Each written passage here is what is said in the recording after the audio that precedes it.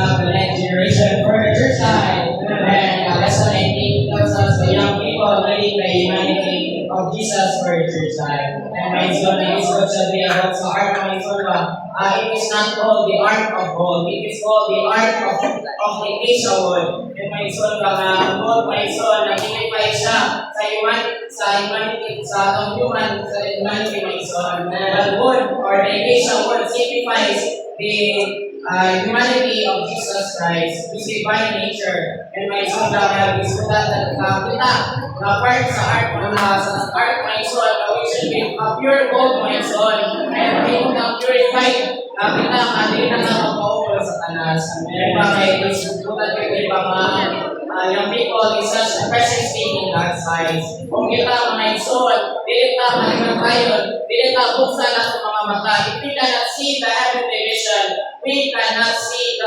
Satan's plan. Hindi na ito makita pa, hindi na open na ito eyes sa mga buhat sa tanas. Mga marriage na manunay sa mga nangunang mga ison, na kailangan ka, we should be strong mga ison, hindi ka mahandlo, buhay sa Ginoo. And sa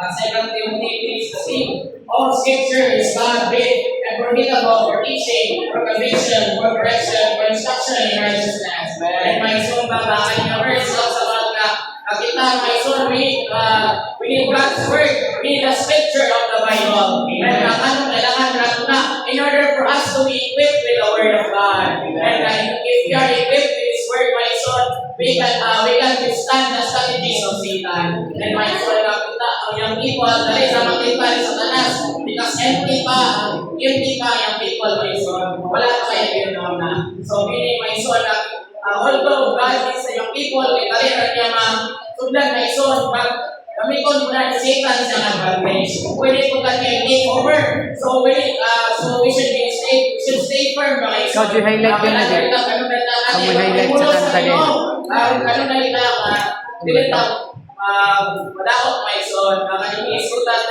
fornication, and suicide.